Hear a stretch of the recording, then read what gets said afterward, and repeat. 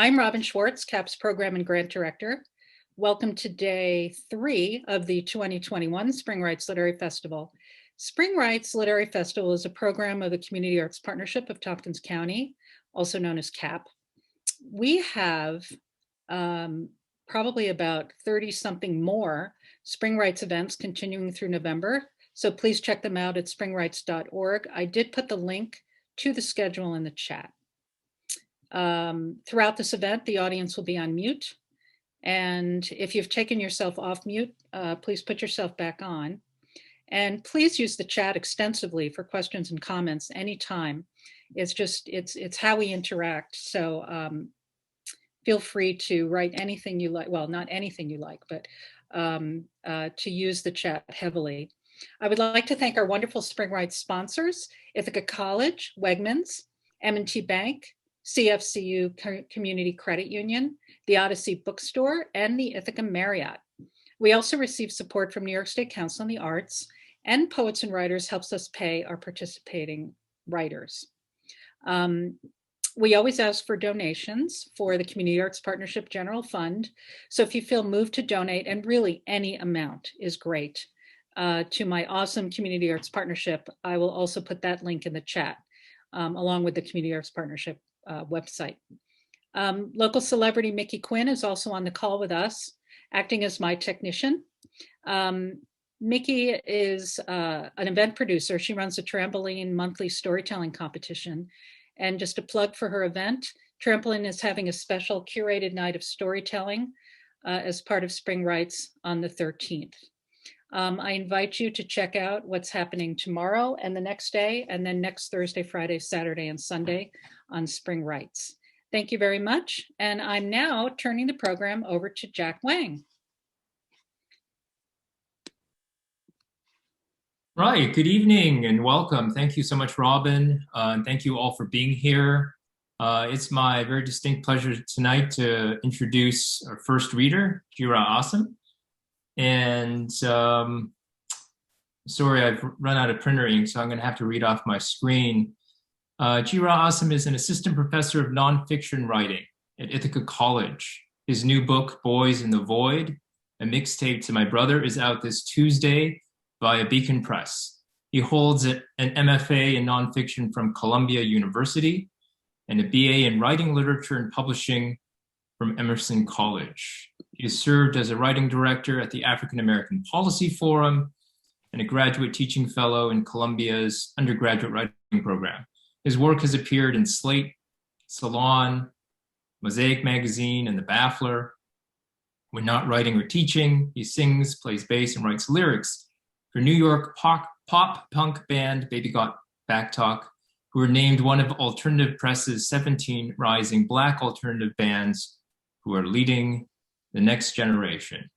We're each going to talk a little bit about our work and read for about 10 or 12 minutes. So let's welcome Jira.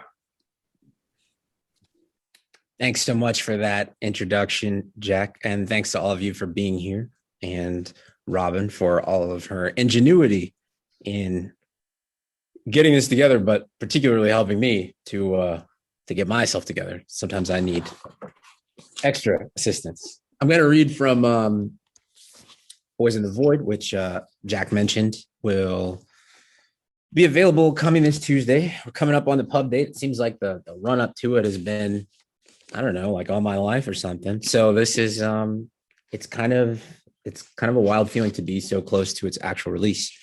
As the title foreshadows, the book is addressed to my real life younger brother. I have a couple younger brothers, but it's addressed to the youngest, who at the time I began writing was a teenager, and someone with whom I share a lot of characteristics in common, but we have really different temporal markers, given that there's a 14-year age gap between us. So the section that I'm reading from is called Marching Through the Mosh Pit. And the book is structured as a mixtape. So each chapter is kind of like an annotation of a track on the mixtape. And the track that this chapter corresponds to is called Room Without a Window. and the song is by a band called Operation Ivy. It was the week of Freddie Gray's death, and an announcement circulating on social media let me know that New Yorkers were organizing in solidarity with Baltimore. Unsure of whom, if anyone, might be a Black Lives Matter sympathizer among my graduate school cohort, and not eager to scarlet letter myself as a militant Negro, I traveled to the march alone to meet up with Rachel, a radical friend from college who had been my marching buddy at a previous protest. When I got off the train, a middle-aged white woman in jeans and a t-shirt eyed me thoughtfully, having guessed my destination. "Hey," she said, stepping directly into my path, "are you headed to the march, or are you just walking through the park?" "I'm attending the march," I replied. "Good, because African Americans are the people who really need to be out here," she said, narrowing her eyes.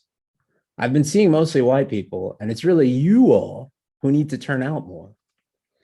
You got the sense she believed she'd softened her pushy admonishment simply by opting for African Americans rather than Blacks, or, I suppose, another more verboten word she really wanted to say. I assured the patronizing stranger that Black citizens would, in fact, be present in numbers, as they consistently had been throughout my participation in BLM events. Thinking she'd perhaps been prey to the deception of the eye test at some prior demonstration, I added over my shoulder that we're only 13% of the population as it is. I followed the sound of makeshift activist drums to an area on the other side of the park, where a swelling crowd was coalescing in the square. A palpable energy permeated the space as New Yorkers of all stripes laughed and joked, vented, and commiserated.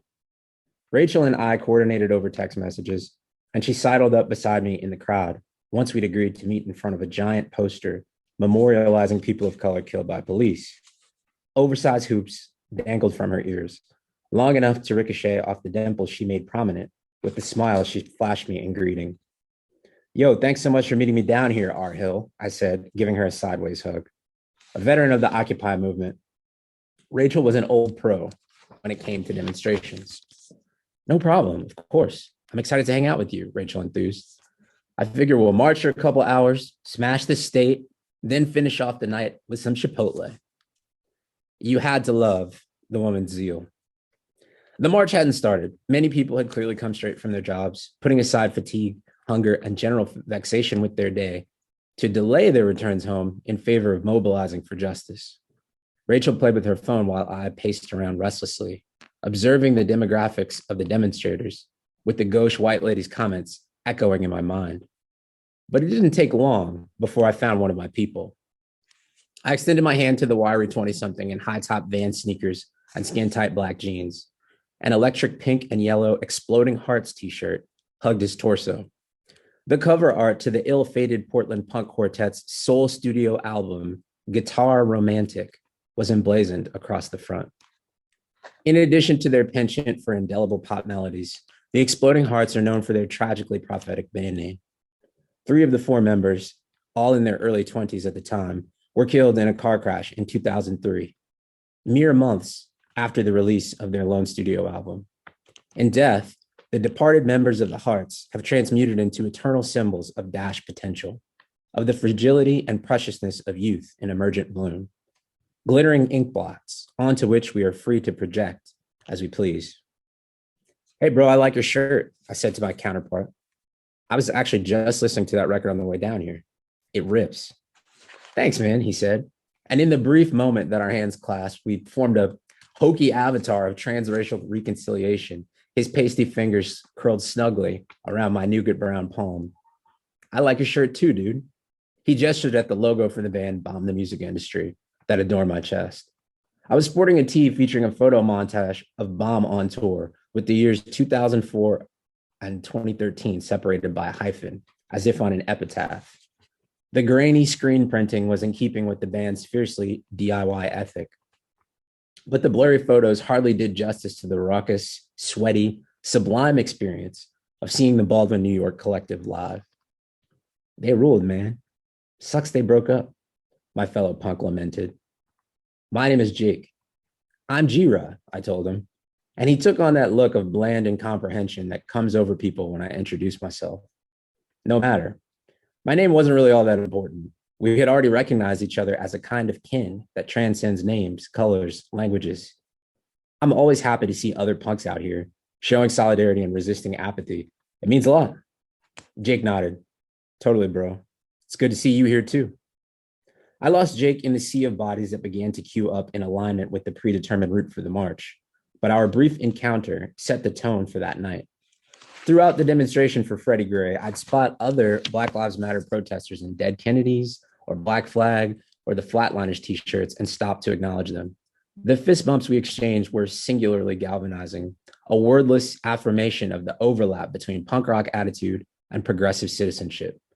To see punks taking a stand against state-sanctioned murder, against the structural inequity in Baltimore that had manifested in days of urban calamity that dominated national news, was to witness proof that our subculture's ethos of informed dissent was more than mere posturing.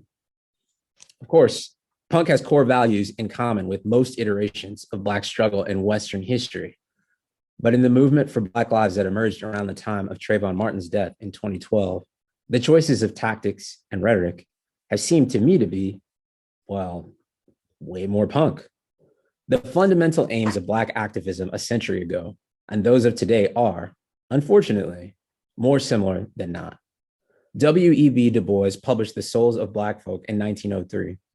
Insisting that we have souls is essentially litigating the same claim as declaring that our lives matter. Where today's generation departs from its predecessors primarily has to do with the burden of proof.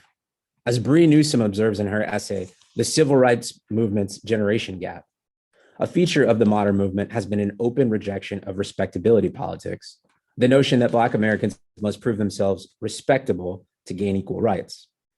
As a punk, I applaud the abandonment of any strategy that assumes we might secure the recognition of our humanity via rigid adherence to white norms.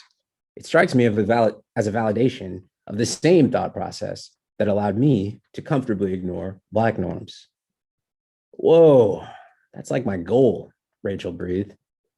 To be able to walk up to someone and say, "It's good to see other punks at protests," and have them recognize me as like them.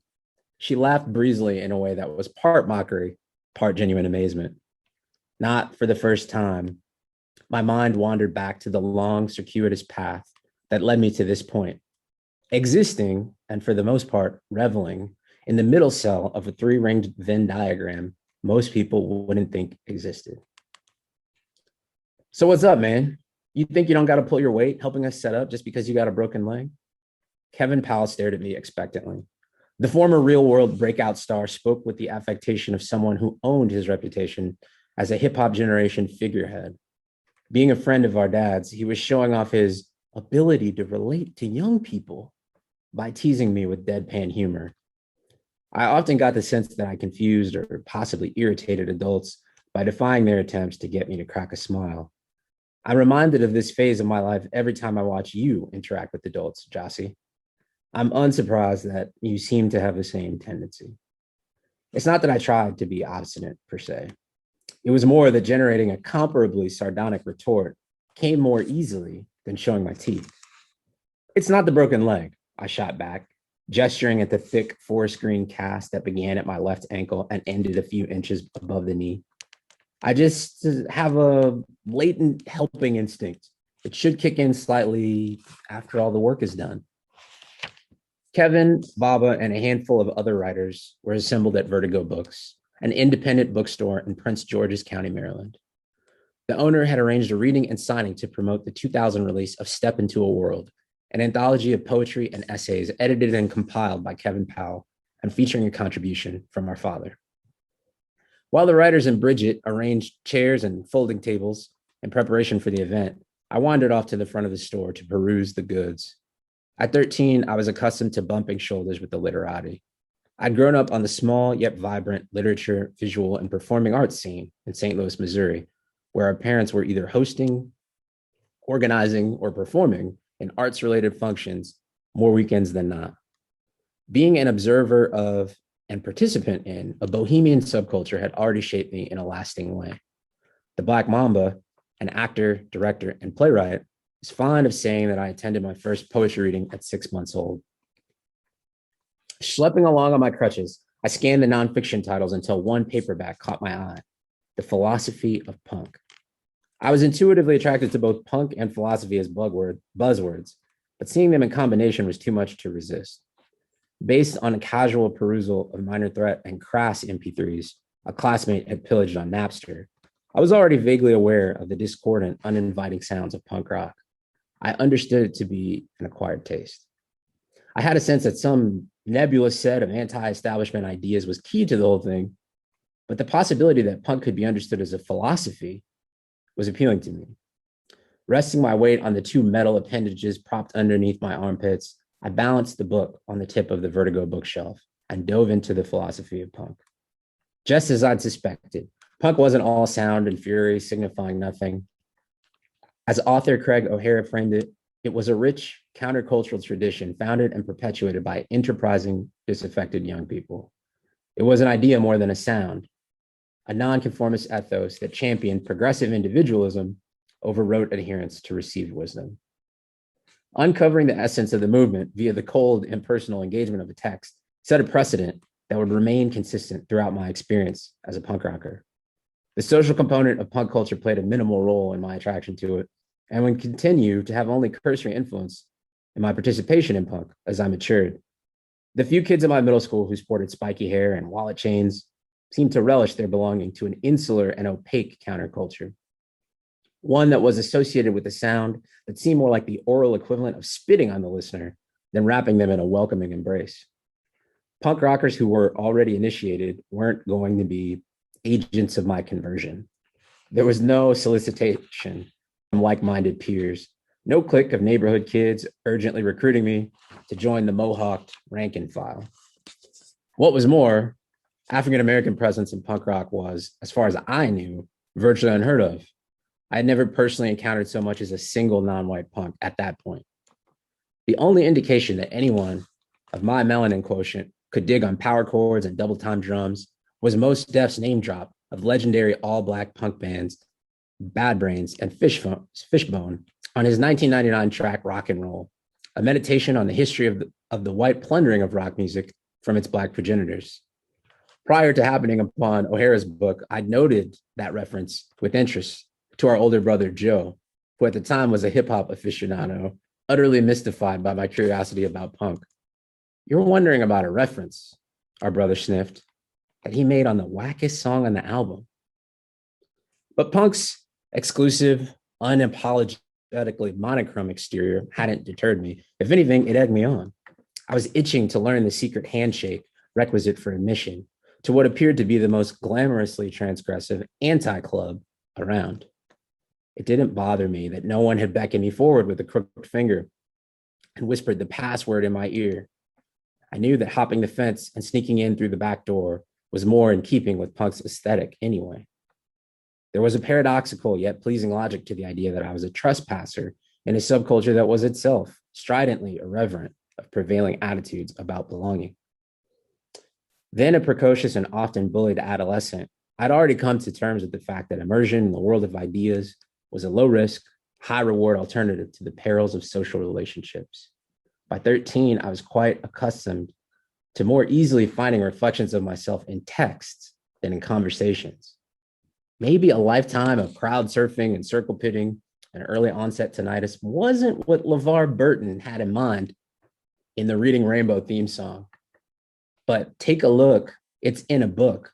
I can be anything was a message I took to the bank. It was only fitting that I would stumble upon the tradition that would profoundly shape my life, the same way I'd learned about virtually everything else, by reading. So that's a taste of marching through the mosh pit. At this point, I'm gonna hand it over to my colleague, Jack. Thank you everybody for listening. Jack Wang is the author of We Two Alone, a collection of stories and a novella currently shortlisted for the Danuta Gleed Literary Award for Best Debut Collection from the Writers Union of Canada and the Rakuten Kobo Emerging Writer Prize in Canada for Best Debut in Literary Fiction. We Two Alone will be published in the US, UK, and Australia, New Zealand by Harper Via on June 1st. Jack's fiction has been shortlisted for the Commonwealth Short Story Prize and longlisted for the Journey Prize.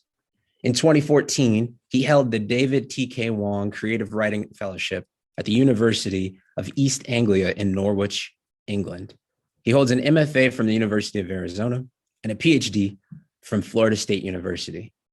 And he is an associate professor in the Department of Writing at Ithaca College. Please welcome Jack Wang. Thanks, Jira. Great reading. Tough act to follow. Jira and I were talking before about, how we might read something that's somehow connected. The problem being, I'm not very punk, and I'm making this sort of the best effort by reading a story that references music to a small degree. In fact, the story was originally going to be named after the title of a song, but then the literary journal that published it got nervous about using the title of a song, even though titles can't be copyrighted. So they asked me to change the title. I changed the title of the story to Bellsize Park, and then it stuck. I got used to it and came to like it. For those who don't know my collection, We Two Alone, which is going to be coming out, as Jira said, next month. It's about the Chinese diaspora over the past 100 years. So this story is set in England in the 1980s. Bellsize Park.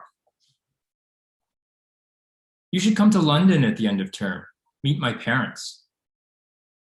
We were lying in bed in her room overlooking the high street. A month earlier, we had gone down to London to see a band at the Half Moon in Putney, but we hadn't made our presence known to her parents, who lived in Bellsize Park. I had agreed, no need for introductions yet, but apparently the time had come. Really?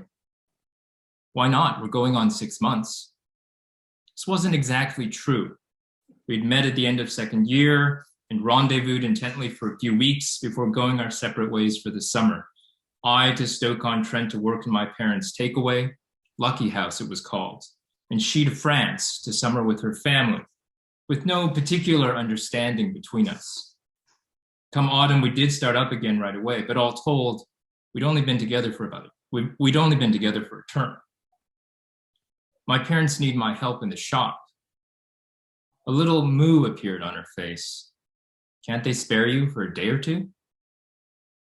In the beginning, I couldn't quite believe I had fallen in with someone like Fiona, so clever and lovely and thoroughly English. The only way to manage my fear of losing her was to take that loss as a given. Since London, though, we'd spent nearly every day together, and despite myself, I'd started to hope for more. If I hesitated, it was only to be sure she wasn't just being polite. But her little pout told me all I needed to know. All right, I'll go, but only if you come to Stoke. She stilled, recalibrating. Will your parents like me? I wasn't sure, but I said, they'll love you. My first week at Oxford, I had sat high in the upper gallery of the Sheldonian in full academic dress, listening to the vice-chancellor intone gravely in Latin, and feeling, as I often had in grammar school, that I was an interloper, and none of this was my birthright. That same week, I wandered the deluge stalls at Fresher's Fair, but couldn't bring myself to join the Poostics Club, or the Heterosexual Decadence Society, or even the Chinese Students Association, despite the doe-eyed looks of the two young women behind the table. Instead, I spent most of first year alone in my room, or in a study carrel at the Bodleian Library, where, amid all those rare and ancient books, I had to swear an oath not to kindle flame. In second year, though, I found myself a coterie of friends who took an equally cynical view of the goings-on around us, the college balls especially. But at the end of Trinity term, we decided, for a lark, to crash one. The men went down to Shepherd and Woodward on the High to rent evening wear, in the spirit of Achaeans entering a Trojan horse. But when I put on the black tie and tailcoat and looked in the mirror, there in the privacy of the dressing room, I thought for the first time, I could be one of them. When the time came, we infiltrated the milling crowd at Radcliffe Square with its battlements and spires, burnished at that hour in deep shades of gold. A row of women in taffeta posed for pictures in front of the Radcliffe camera. One had thin, straight, mousy hair, this at a time when hair was all about volume, and her décolletage sagged, which made my heart go out to her. I caught her eye and saw myself refracted, tall, reedy, exotic. Then the moment passed and we both looked away. Later, after I should say that my younger daughter has some friends over, so I apologize if you hear some voices coming up from downstairs. Later, after I had breached security and found myself in a lantern-lit quad, I saw her again, this time standing alone, peering over the rim of her glass and looking rather abandoned. "Hello again," she said, which should have bolstered my confidence. Instead, I mumbled the usual, "Hello, how are you? Which college are you at?" When she told me, I cooled. If any college still embodied the spirit of bright young things, it was Magdalen. "What about you?" "Lady Margaret Hall, the women's college?" I bristled. I was proud of LMH and the fact that it was on the outskirts of town, orbital like me. "We have something now called coeducation," I said. My comment struck the mark a little too well, it seemed. She took an injured sip of her drink, and I waited for her to flag down a friend and flee. Instead, she described her years in boarding school as part of a flotsam of girls in an endless sea of boys. Her school didn't have a girls' house. Rather, every house had a couple of girls in each A-level year, and they had been tormented. "It's no better here," she said bitterly. My junior common room debated the motion college women should be hired out on the same basis as punts. It's astonishing. My ears burned, and the only thing I could think to do was tell her about grammar school, how my only friend was a boy named Ramesh, and how we had gotten all the usual abuse. I thought it might have been too little too late, but she softened, said, "That's awful." And something like recognition passed between us. We kept talking. In time, standing gave way to sitting, and sitting in turn to lying down, once we'd vowed to make it all the way to the champagne breakfast. There would soon be far greater intimacies between us, yet in some ways nothing surpassed that first intimacy, the two of us lying face to face right there in the quad, in full view of the dwindling ball, Fiona feeling safe enough to close her eyes and fall asleep. From the time I was old enough to peer over the counter, I'd spent long hours in front of my parents' takeaway. The summer Fiona and I were apart was no different. But unlike the summer before, or the many years before that, when I whiled away the hours dreaming vaguely but intently of love, all my restive longing that summer took the form of someone real. When the school year ended, I said I would write, but she didn't know where her family would be staying in Paris and couldn't remember the address of their summer house in Colmar, so all I could do was give her mine. Every time the shop door chimed, I looked up hoping to see her, and every day I waited for the post, hoping for the smallest word. At the end of each night, at the end of each night after my parents and I had trudged upstairs to our flat above the takeaway, I would retreat to my room and listen to records on my old Gerard Zero. And the track I played the most was The Paris Match by the Style Council. The song was a moody ballad about wandering the streets of Paris, looking for a lost lover, the match that had lit the fire. I liked the version sung by a woman, sad-eyed Tracy Thorn, which made it easier to imagine that Fiona was out there looking for me. At the end of the summer, I finally received a postcard of brightly colored houses lining a canal. Fiona wrote breezily of dry heat and mountains and drinking Alsatian wine, her words circumnavigating the card in ever finer script. She said nothing about us, but I didn't care. She hadn't forgotten me. As soon as Michaelmas term ended, Fiona and I took the train to Paddington Station. We'd done the same on our first trip to London 6 weeks before, sat rocking side by side on rough-hued upholstery as the chalk and scattered scrub of the Chiltern streamed past. But the feeling then was different. Then we'd had London, the whole wide world to ourselves. This time I was hurtling toward a brambly sense of entanglement, and the feeling sat uneasily. Fiona's father came to retrieve us in his Vauxhall Cavalier, a hearteningly ordinary car for a banker. He pressed his graying beard to his daughter's cheeks, and his evident joy in seeing her extended itself to me. Bellsize Park was a suburb near the Heath, blanched by row upon row of white villas. Theirs was semi-detached, with a pebbled front garden and a raised ground floor. "Mom, we're home," Fiona cried as we stepped through the door. From somewhere below came audible instructions to the cook, instructions that seemed prolonged, as if we were being made to wait. Then footsteps rose from the lower ground floor, and her mother appeared in a navy blue dress and pearls, her hair short and peppery.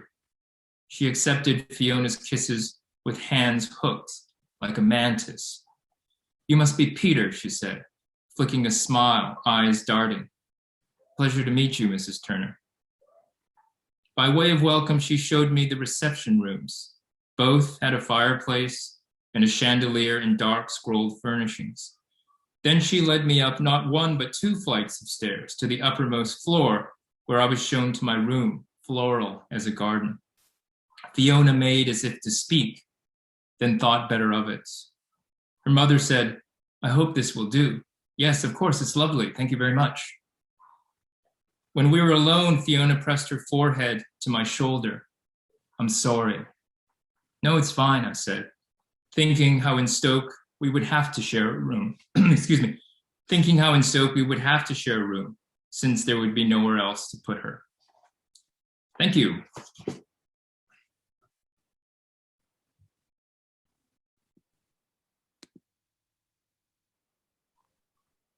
So what do we do now? Did you want to do questions, Q&A?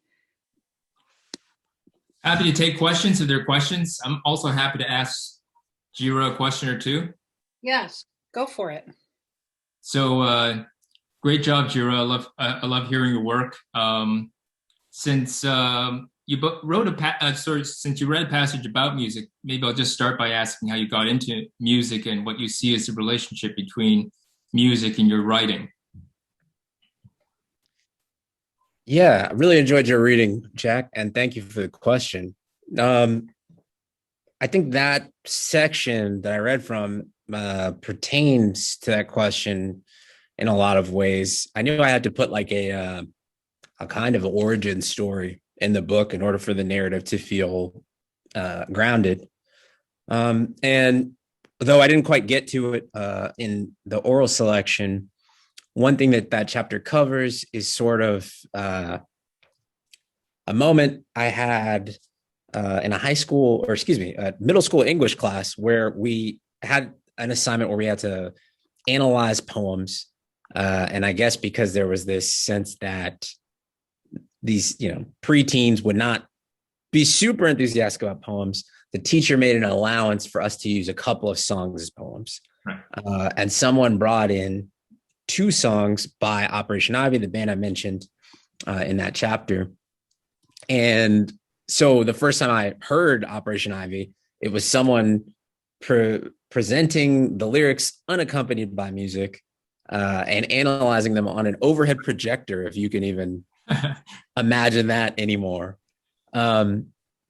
So the kid who had chosen them was kind of like the token punk in our grade, right? And he was really, conversant in the culture and was able to explain to the class what was going on in the song from the position of an insider. And I just remember being so impressed that a band that I'm sure that in my imagination played completely uninviting, discordant music could have such substance behind all the yowling and caterwauling. So that, it was kind of like a gateway point for me. It got me interested in writing my own lyrics. And it also sort of really illustrated the potential relationship between a literary sensibility and a punk rock sensibility.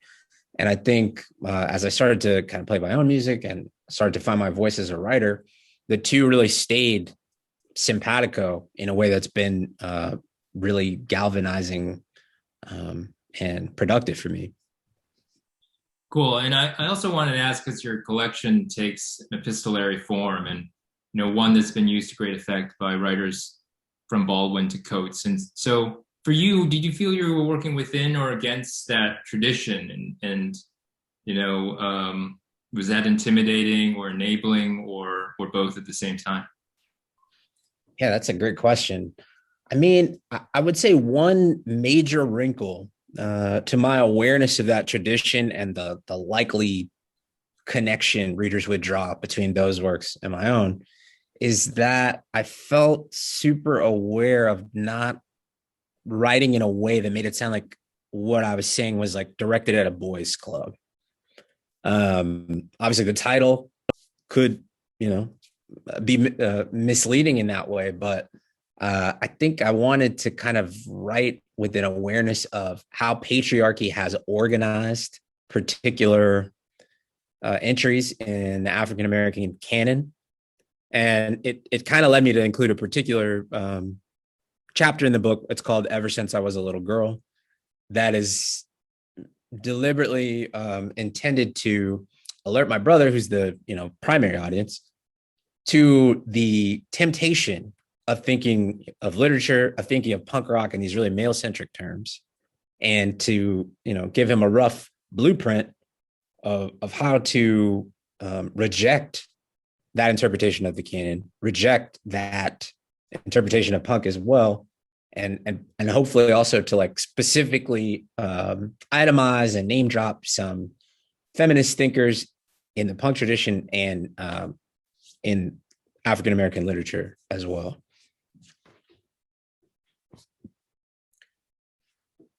So we got a few questions in the chat. I'd like to ask you a couple questions as well, Jack, but maybe we should work through a couple of these first. I wrote, how much research did you need to do and to write these stories, either of you? Yeah, in my case, my stories take place over nearly a century and take place on 5 continents. And they're set in many places that I'm familiar with, such as Vancouver, Shanghai, London, New York. But there are many times and places and events that I was not especially familiar with. Women's hockey in the 1920s in Western Canada, apartheid, Kristallnacht, Second Sino-Japanese War. So I did a lot of research for these stories, did a lot of reading, in some case primary research, but mostly, just reading. And even in the case of the story that I read, Bellsize Park, as Jira mentioned, had a fellowship in England. I actually did, in fact, spend 6 weeks one summer, the summer after I finished my undergraduate degree in Oxford, at an associate student program. So I was drawing on the one hand from some personal experience, but I also hadn't, been in Oxford for decades. But I did pull up an old guidebook that I'd used then in my early 20s. But I also went to the British Library online and I read dissertations, very obscure dissertations about Chinese takeaways in the UK, which I imagine people don't read. But they were fascinating to me because it was not just about Chinese families running takeaways, but also these interviews where people talked about racism that they faced, bricks thrown through the windows of their takeaways. This is at the height of, the ugly side of, I suppose, all the boot boys and boot girls, right? The ugly side of what is sometimes associated with punk in England. So it was all very interesting. And so the short answer is I did a lot of research. What about you, Jira? How much do you do for these essays?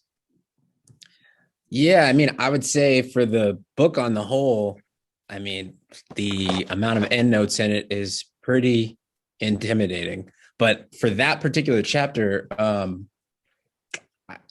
would say that in the moment that Freddie Gray was killed and people began to mobilize on his behalf, I kind of approached my participation in that mobilization from a standpoint of a researcher, right? I had a sense that I was watching something of historical and social consequence unfold in real time.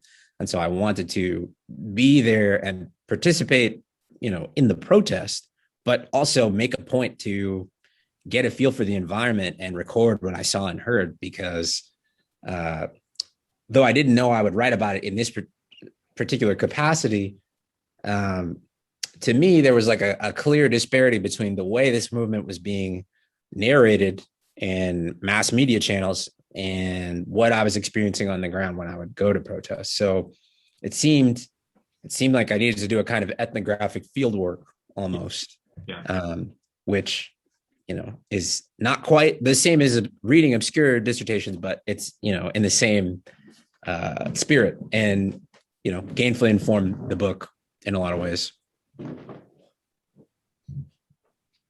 And Jiro, what was the name of your band again? It's an important question. Yeah, we're called Baby Got Back Talk. Part Sir Mix-a-Lot, part Bell Hooks. Can't go wrong. Combination of the two. So go for it and ask Jack your questions. Yeah, well, one thing I was really interested in, Jack, was when, what do you experience to be the most gratifying kind of response you can elicit from readers, or perhaps that you have elicited over the course of your career? Yeah, that's an interesting question. This book came out in Canada September 1st, so it's reached, a certain audience. It obviously hasn't come out in the States quite yet. But, occasionally people do reach out to you. They'll reach out to you through your website or find your faculty page or something and drop you a line. And recently I saw an advance review of the book in the States, and someone didn't particularly care for the novella in the collection. And they thought that being Chinese didn't particularly matter in the novella, which is not my view at all. It's about a Chinese American Shakespearean actor who's struggling to make it as an actor, and his being Asian American is very much part of the struggle to be an actor in America. And what was gratifying for me was that, there was an audiobook version made. Actually, there's one made in Canada and one in the States, but in the States, it was voiced by two people. They got a male actor to voice the stories from the point of view of a male, and a female for the stories that were from the point of view of females.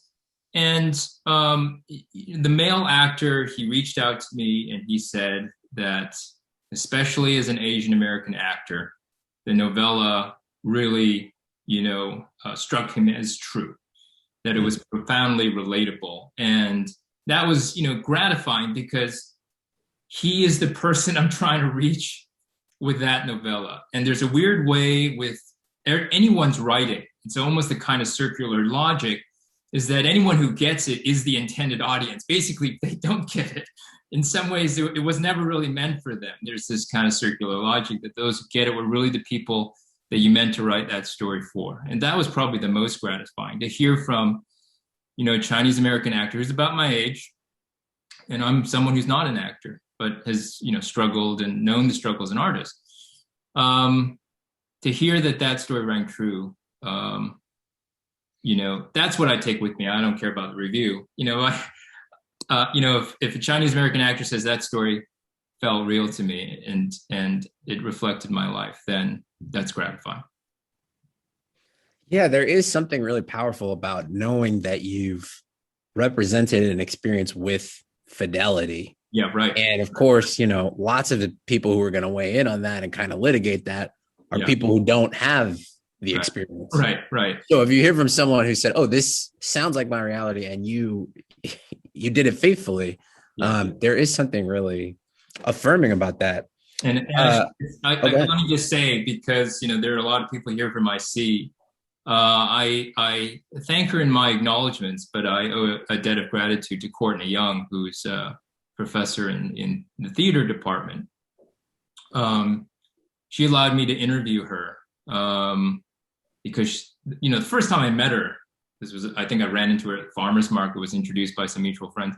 I learned that she was an actor in New York City. And at that time, I already had the seeds for the story. And from the very first time I met her, I thought, I need to talk to this person about the experience of being an actor. And she gave me a lot of inside information that I worked into the novella, like when Backstage magazine used to come out in hard copy, used to come out to the newsstands on Thursdays. And actors would run out to the newsstands on Thursdays to pick up Backstage to look through casting calls, and told me about all the ins and outs of health insurance and actors' equity and stuff.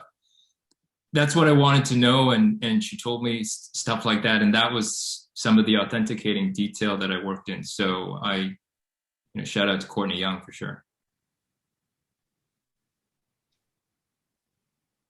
Interview is such an underrated vehicle for research, I think. Yeah.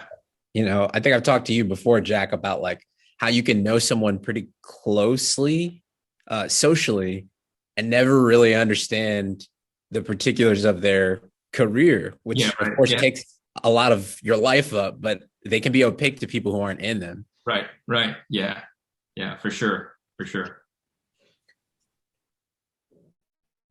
One thing I always like to talk to artists who are educators about is how your experience in the classroom informs your creative practice. And I was curious specifically if you ever had any sort of Eureka moment in terms of working with students that directly informed or precipitated some kind of breakthrough you had with your creative writing. Yeah, that's a great question. I mentioned in the last session that when I started these stories, I had just put a novel in the proverbial drawer. And when I first got to IC, and by that time I had been teaching for a number of years, but when I got here, I was working on the novel and worked on it for a number of years. All the while, of course, you're leading workshop, and the form that lends itself most readily to workshop is the short story. So you're talking about the short story constantly. And, something Steven Pinker says in his book, How the Mind Works, he says geniuses are wonks. And he's talking about genius in any discipline. He says geniuses are wonks. And what he means is basically they just study tens of thousands of problems, tens of thousands of examples of similar problems, so that when you face a new problem, a new challenge in the future, aesthetic or otherwise, you have tens of thousands of examples to draw from.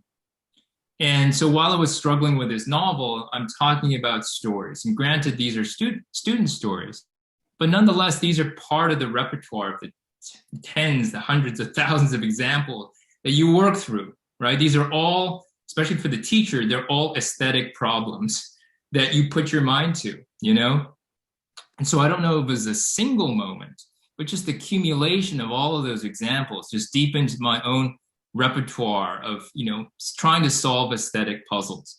And so by the time I put that novel away and I started working on stories, I just felt like I had a different sense of what I was doing than when I was, let's say, for an MFA student. I just had a different sense because my repertoire was just so much richer from all of the, examples I had examined and filed away through teaching. So I felt the difference, coming back to short stories after not writing them for a good number of years. And to that extent, yes, the teaching absolutely informed the writing. What about you? Yeah, well, I love the idea of geniuses as wonks. And, it kind of feeds very intuitively into what we're saying about research, in the sense that the more exemplars of the kind of creative problem solving you'd like to do that you have, the easier it is to kind of find solutions that you happen upon in your own process. So it's like a form of research as well. I think, there's definitely a really useful synergy between the perspective I felt like I needed to adopt in order to write in a fashion that would engage my teenage brother And the lens I feel like I need to use as an instructor to engage productively with my students. And, even down to the situation of remote learning and trying to find ways to respond usefully to the pandemic. It's helped me a lot to be able to talk to my brother, who is a freshman in college, and hear his perspective and even run some lesson plans past him and kind of say, well, how would you experience this? What would you take from this? And so to have that like real life rapport, and then also be trying to translate that rapport into a book, to do those things at once, I think has, been mutually reinforcing in terms of my teaching and writing in a way that, I hope to hold on to with future projects, even if other books I write are not necessarily aimed at a particular demographic. Right. And so your brother's read the book. What is his feedback a bit? He's got a lot to say about it. If you're really interested, we are doing a launch event this Tuesday at Silver Unicorn Books. He'll be there along with another writer, another interlocutor, and the three of us are going to kind of talk about it. Cool. But, I think some of it, he's just sort of, one thing I mentioned in the book is that most of my experience as a punk, he's either observed or directly collaborated with me on it, right? Like he's made lyric videos for a lot of my bands. He's illustrated zines that I've made. But the brother relationship is such that sometimes you like work together on something without ever talking about what it means, where it started, what our interior relationships to the work are. And I think he was kind of enlightened to find out like, oh, my older brother making noise in the basement has some kind of significance behind it or intentionality behind it, but beyond the obvious. Cool.